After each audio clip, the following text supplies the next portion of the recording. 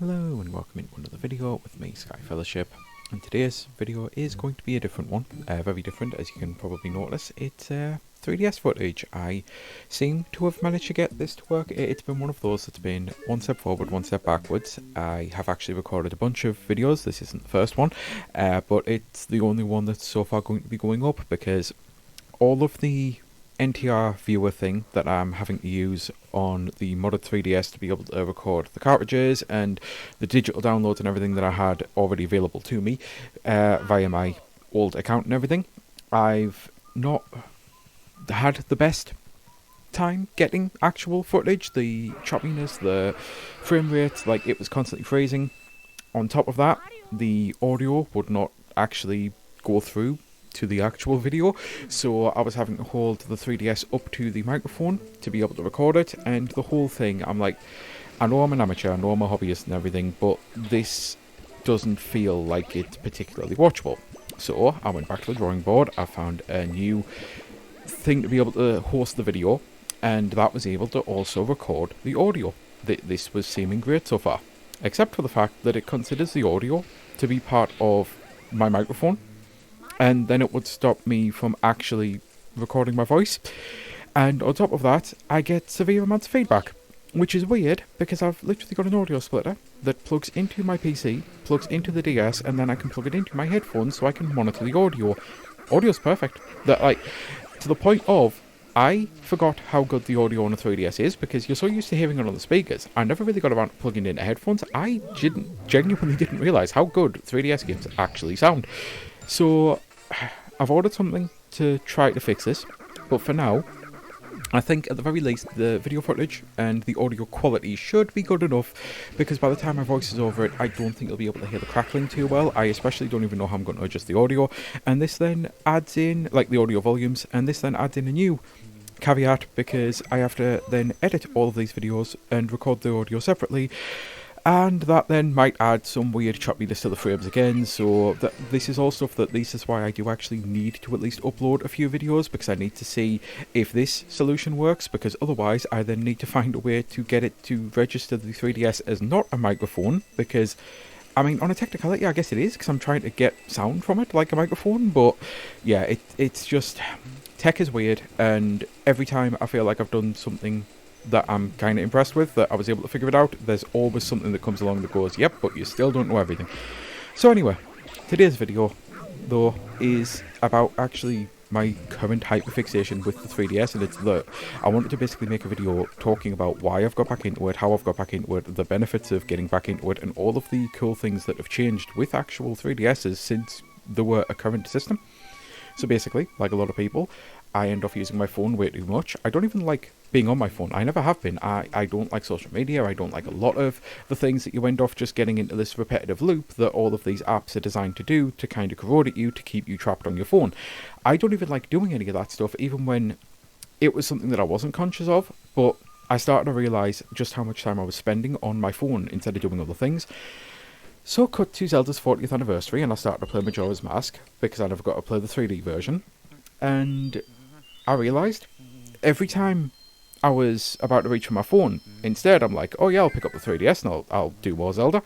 And suddenly it became a case of, I'm actually really noticing a massive benefit to just being able to have a device around with me that fits in my pocket, because I love my Switch 2, truly do. It's not a portable console, really isn't.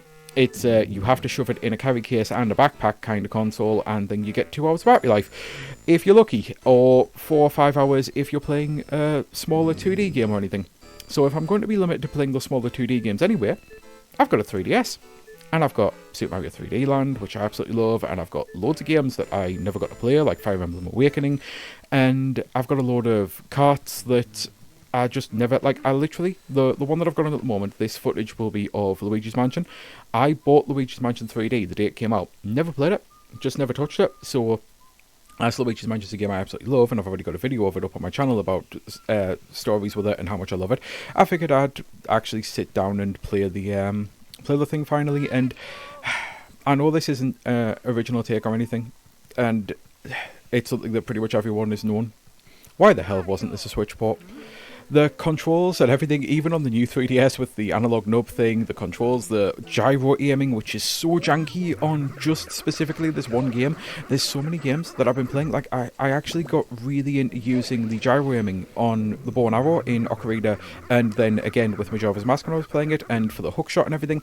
I'm really impressed with the gyro aim on that. But the gyro aiming for Luigi's Mansion is pretty much terrible. It kinda works on the Game Boy Horror, other than the fact that the inversion is different for the C-stick. Like, you can't make it so that if I wanted to use the nub, the little circle pad, not the actual C-stick, the main circle pad, I can't invert that, which I would prefer to do, because for first person I prefer to invert it. But then there's the gyro aiming, it feels kind of more natural, but also not, and it's the whole angle that I find the whole thing janky. And especially because aiming up and down is the only part of the gyro that works when you're using the vacuum, and you still have to use the right nub to be able to turn left and right, but because the thing's so small, turning left and right often means that you're also micro-adjusting the up and down. It's just the whole thing. It's annoying that it's not a Switch version, because it's so much the better version. If it just had better controls, it would by far be the best version of that fucking game ever made. And part of it is, annoyingly, the fact that it's a 3D game as well, and it was kind of always designed. It's one of those things that it's well known.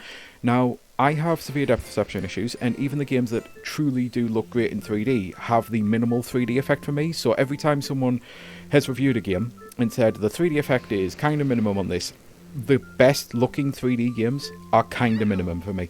That's because of my eyesight, so it's a shame that I can kind of just see it on that, and I'm thinking, yeah, this would look really good, this would be better, but I would, because, like, maybe this is selfish, because I can't see it in 3D after all, can't really see it fully, so maybe this is a selfish thing, but I'm just constantly thinking, I would really rather play this with HD instead of 3D, and I would really rather play this with a Pro Controller instead of this on the actual fucking 3DS, especially because they did have to change some controls up, what with the fact that it was also designed not just for their first dual analog game, but it was designed to have the analog triggers as well. It's, yeah.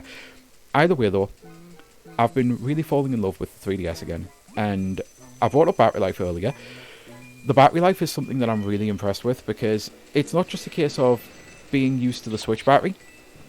I used to buy expanded batteries for my 3DSs when I had them, and my collection was pretty vast. I had every single one of the one of the Zelda DSs, so even the ones that didn't come out in Europe, I imported all of them. I had literally every single limited edition Zelda Nintendo 3DS, and I ended up selling them all to help fund a lot of room reparations and stuff like that I needed for my actual day-to-day life in my bedroom and my house and things. So it was something that I didn't regret it, because I still kept one that actually gave me all of my had all of my digital games and accounts on it and everything, and I basically took an Electric Blue one off someone who'd used it for maybe 5 or 6 hours period and never touched it again. So I basically paid them the trade value for it and transferred my account over to that.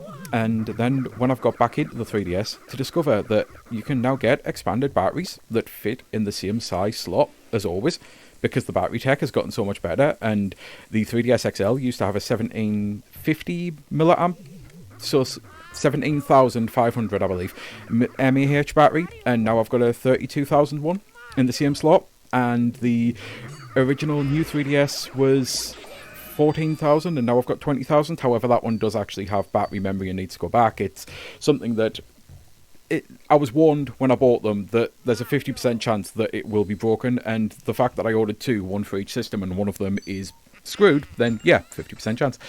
But yeah, I've been rediscovering all of these things that, just because it's no longer a current system for a lot of people, there's actually people been advancing the tech with it. And then there's the whole modding scene of things, and all of the stuff that you can get on, and all of the homebrew stuff that you can add to it, and all of the different ports. There's so much that you can actually do with the 3DS at this moment in time, that I genuinely think it's one of the best systems that I've got at this moment in time, despite being so old. And it's just like rediscovering an old love, because this was always one of my all-time favourite handhelds. Like, this was the kind of the be-all, end-all handheld for me back when it came out, because it had my massive DS library, which I had over 100 cartridges at one point. I really loved the DS.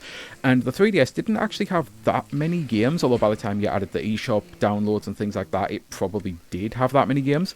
But I didn't have a lot of physical cartridges, and even now, I've only got about 20 cartridges, I think. But hang on, it might be just under 20.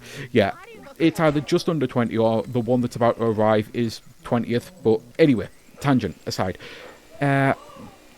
Even though I didn't have a lot of like actual 3DS games, I still loved the system and I loved everything about it. I loved the glow up that it had, its actual original games. It's kind of like what I've said before with the Nintendo 64, where it was more the quality system than the quantity. The DS did actually have both, and I'm not saying that the DS didn't have some quality games, but the 3DS, it didn't get a ton. Like the releases were a little more sparse and there was a lot more ports, but at the same time, what we did get was absolute top quality. And being able to finally get back into some of these games and finally play Fire Emblem Awakening. I tried Fire Emblem Awakening multiple times, tried really hard to get into it, and I just couldn't. And then when 3 Houses came out, I really enjoyed it, and now I'm waiting obviously for, I can't remember the name off the top of my head, I'm hoping it's going to be announced real soon at Summer Games Fest. Well, not announced, like I'm hoping a date, I'm hoping when the Direct happens that we're expecting we'll see more of the new Fire Emblem. I'm really so desperate to play it that I realised I'm going to start Fire Emblem Awakening.